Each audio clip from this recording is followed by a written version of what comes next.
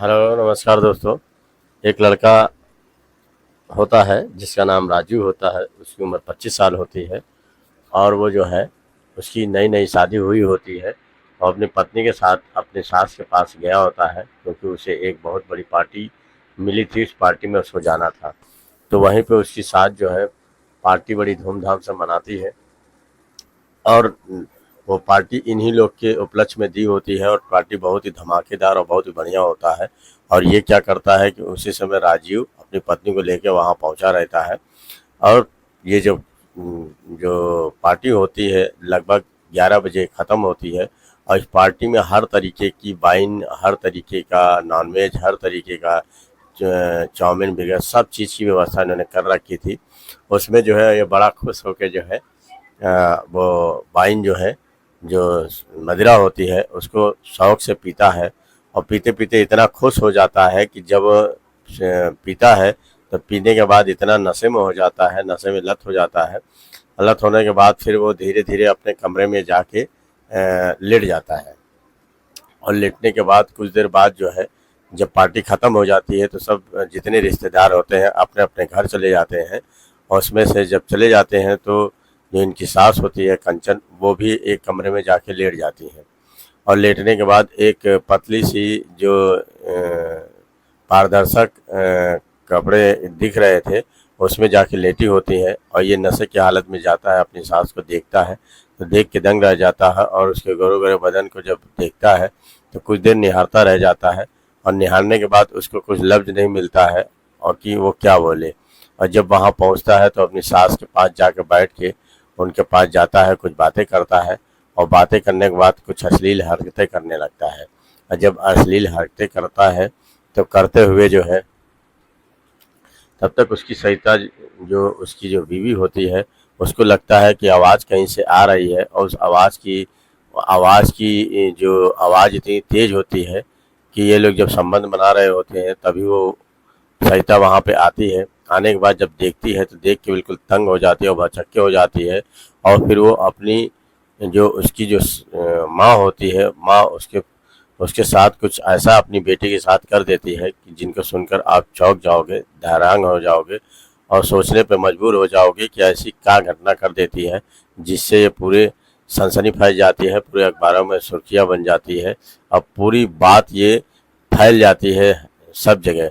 तो आइए दोस्तों, ये कहानी आपको विस्तार पूर्वक सुनाता हूँ, जो कि ये कहानी बहुत ही अच्छी है। अगर चैनल को सब्सक्राइब नहीं किए हो तो चैनल को सब्सक्राइब कर दिएगा, लाइक कर दिएगा और बताइएगा कि आप लोगों को कहानी ये कैसी लगी। दोस्तों, ये कहानी हिमाचल प्रदेश के हमीरपुर की है। एक लड़का होता है जो राजू होता है, उसके माता पिता जो है बहुत ही गरीब होते हैं। और ये जो राजू होता है इसकी उम्र जो 25 साल होती है और ये पेशे से वकील होता है। तो इसके माता पिता पहले गरीब रहते हैं लेकिन ये धीरे धीरे जो है एक पढ़ लिख कर जो है वकील जब बन जाता है तो कुछ इसके घर की आर्थिक दशा सही हो जाती है। तो इसकी जब उम्र हो जाती है तो इसके माता पिता इसकी शादी के बारे में सोचने लगते हैं कि क्यों ना अब इसकी शादी कर दी जाए, क्योंकि इसकी उम्र हो रही है और वैसे भी पढ़ाई लिखाई कर ही चुका है और पेशे से वकील है, अच्छा खासा इसका धंधा भी चल रहा है, तो इसकी शादी करा देनी चाहिए। तो इसकी माँ कई जगह बातें चलाती हैं अपने रिश्तेदारों में और उसकी शादी जो है कराने की बात कहती हैं। इससे कई रिश्तेदार तैयार हो जाते हैं शादी करने के लिए। सब अपनी अपनी लड़कियां दिखाते हैं, कोई कहीं से दिखाता है, कोई कहाँ दिखाता है। काफ़ी लड़कियां देखने के बाद इसको जो है एक लड़की पसंद आ जाती है जिसका नाम सरिता होता है और उसकी उम्र 20 साल होती है। वो लड़की देखने में इतनी खूबसूरत और बढ़िया होती है, गोरी होती है, चिटगोरी चिट्ठी होती है। देख के इसका जो है मन फिसल जाता है और कहता है कि लड़की वाकई लाजवाब है, इसको मैंने पहले क्यों नहीं देखा। और उसके बाद जो है वो तैयार हो जाता है शादी के लिए। फिर दोनों की डेटें फिक्स कर दी जाती हैं शादी के लिए। और जब दोनों की डेटें फिक्स कर दी जाती हैं तो अब कुछ दिन बचे होते हैं, 2 महीने का समय दिया जाता है। फिर इन लोगों की जो है गोद भराई और बरच्छा और तिलक उलक सब होता है। फिर एक दिन 2 महीने के बाद जो है इनकी शादी की भी डेट फिक्स हो जाती है। और शादी की जब डेट फिक्स हो जाती है तो बड़े धूमधाम से इन लोगों की शादी की जाती है। और बड़े धूमधाम से जब शादी हो जाती है तो इनकी जो सास होती है उनका जो पति होता है यानी सरिता का जो पिता होता है वो 3 साल पहले जो है एक बीमारी के चलते वो ख़त्म हो गया था।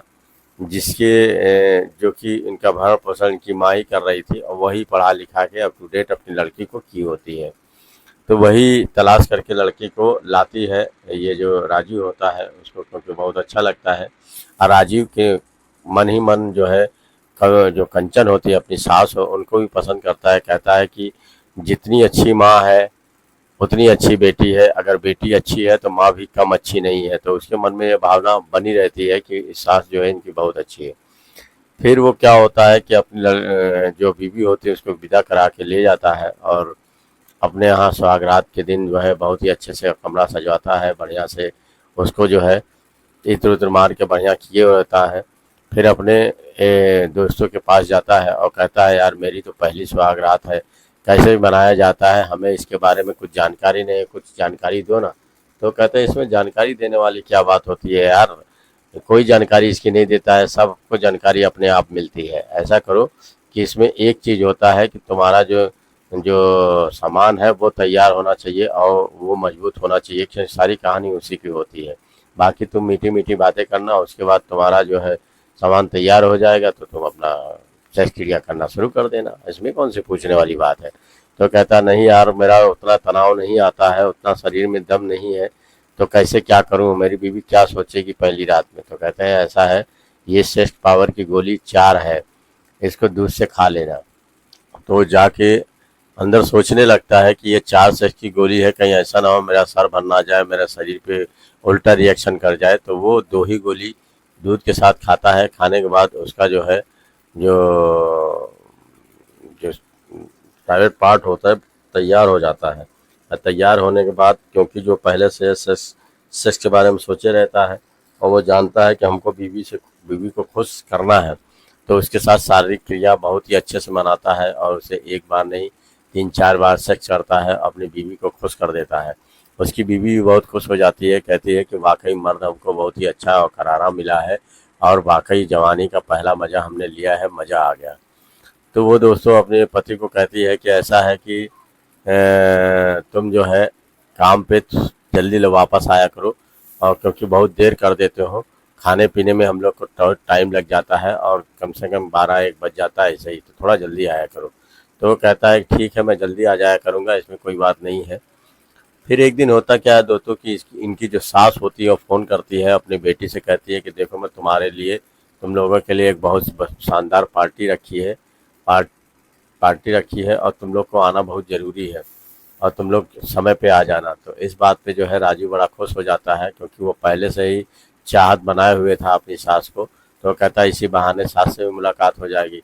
तो बड़ा खुशी से उछल जाता है और कहता है कि चलो चलो, माँ जी ने बुलाया है तो बहुत ही अच्छा किया है। तो इस बात पे सरिता कहती है कि अरे इतना इसको खुश होने की क्या जरूरत, खुश तो मुझे होना चाहिए, मेरी माँ ने बुलाया है, ये इतना खुश क्यों हो जा रहा है। तो इस पर से उसको पता नहीं चल पाता है कि आखिर खुशी का राज क्या है। फिर वो समय आता है और वो लोग जो है रात के 6 बजे पहुंच जाते हैं और पहुंच जाते हैं पार्टी में। पार्टी बहुत ही अच्छी और बेशुमार सजावट थी, उसको देख के बड़ा खुश हो जाता है।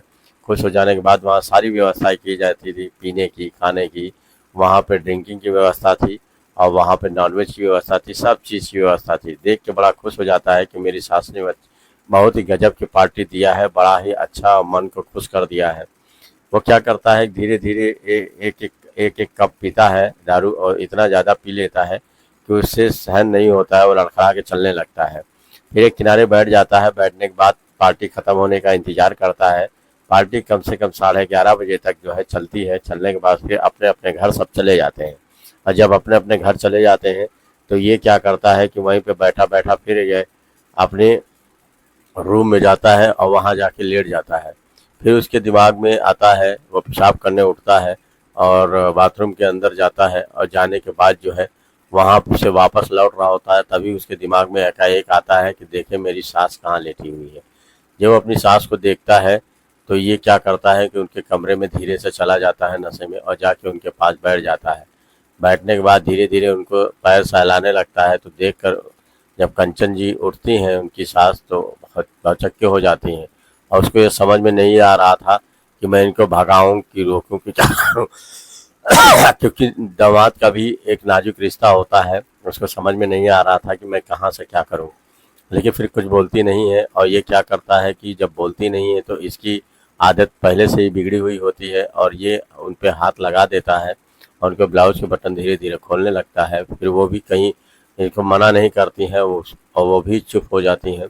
और फिर धीरे धीरे सारे कपड़े उतार देता है और अपने भी कपड़े उतार देता है। उतारने के बाद फिर ये दोनों सेक्स क्रिया में जुड़ जाते हैं और काफ़ी देर सेक्स करने के बाद जो है फिर ये जो है थक जाते हैं, थक के सो जाते हैं। सोने के बाद जो है फिर इसकी जो है ये एक तो ड्रिंक भी किया था और उस पे जो है सेक्स पावर की गोलियां भी खा रखा था, तो इसके वजह से 2-3 बार उसका जो है सामान जो है औजार खड़ा हो जाता है। खड़ा हो जाने के बाद कई बार ये सेक्स करता है और अपनी सास को खुश कर देता है। इसकी सास भी कहती है कि मेरे पति जब थे तब भी इतना न मज़ा नहीं आता था और 3 साल के बाद ये मैंने पहली सुख का मैं अनुभव किया है, चरम सुख लिया है, मुझे तो मज़ा आ गया।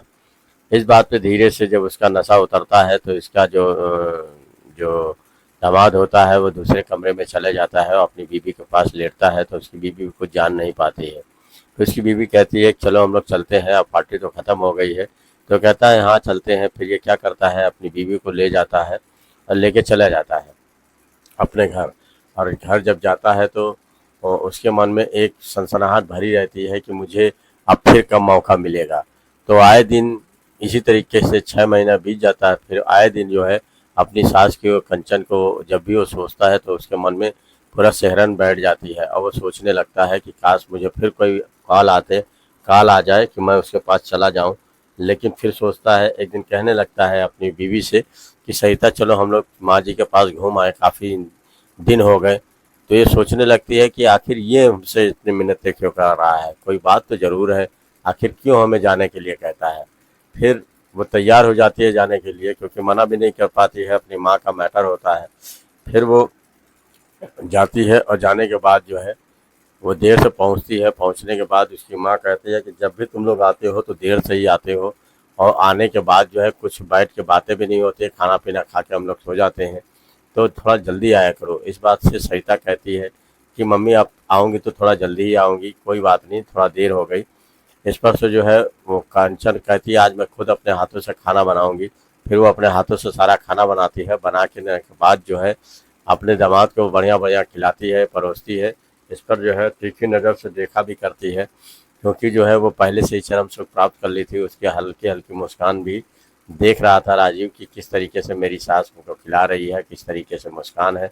फिर वो देखती है तो जब बातें करने लगता है तो सरिता भी कुछ बोल नहीं पाती, क्योंकि वो कहती है कि अरे सासू माँ और दामाद का रिश्ता है, वैसे माँ बेटी का रिश्ता होता है, चलो हटाओ कोई जाने दो, इन लोग ऐसे ही बातें करते हैं। फिर वो हंसी ठिठोली करने के बाद जो है खाना पीना खाते हैं, रात के 10 बज जाते हैं। फिर वो अपने अपने कमरे में चले जाते हैं, जाने के बाद सो जाते हैं। सोने के बाद फिर एकाएक इसकी नींद खुलती है राजीव की, और ये उठता है। उठने के बाद इसके दिमाग में तो वही बात चल रही होती है कि क्योंकि वो देखता है तो उसकी बीवी एक किनारे सो रही होती है। वो कमरे में जब उठ के जाता है तो अपने दामाद अपने सासू माँ के कमरे में धीरे से चला जाता है और दरवाज़ा बंद कर लेता है।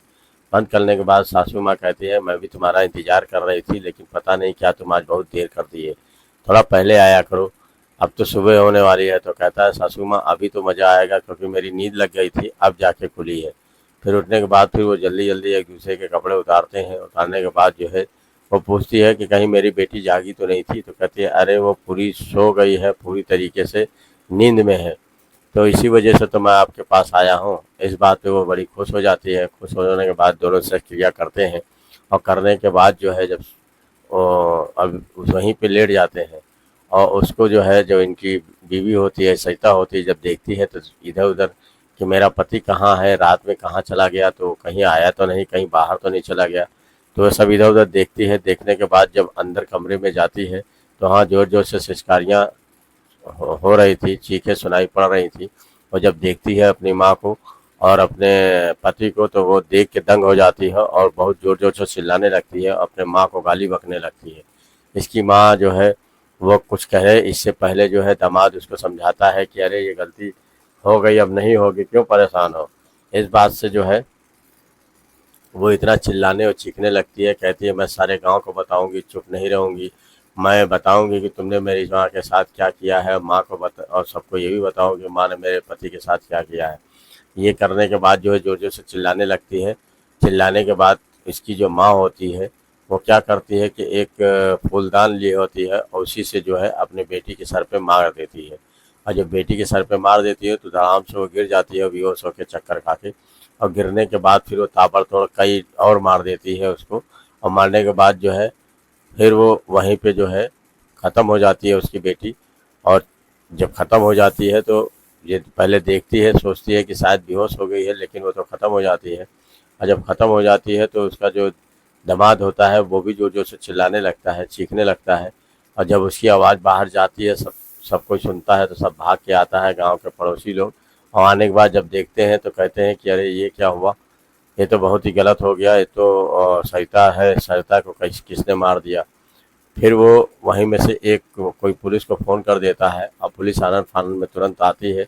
आने के बाद पोस्टमार्टम के लिए लाश पंचनामा करके भेज देती है और उसमें पूछताछ करती है कि इसको मारने वाला कौन है, किसने मारा, क्या बात हुई। तो पहले तो उसके पति से ही पूछती है। पति पूरी बात नहीं बता पाता है, तो उसकी जो सास होती है, उसकी माँ होती हैं, उससे पूछताछ होती है।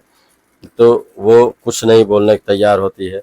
फिर पुलिस वाले क्या करते हैं कि उनको समझ में नहीं आता है कि आखिर ये हुआ कैसे है। उसमें से एक आदमी जो रिश्तेदारी होता है वो बता देता है कि इन लोगों में अवैध संबंध था। अवैध संबंध के चलते ये जो सरिता पे हमको लगता है कि ये दोनों मिलके मारे हैं, इसी वजह से वो ख़त्म हो गई है। इस पर से पुलिस को तुरंत शक होता है और होने के बाद वो दोनों को ले जाती है और थाने में जाके पूछताछ करती है।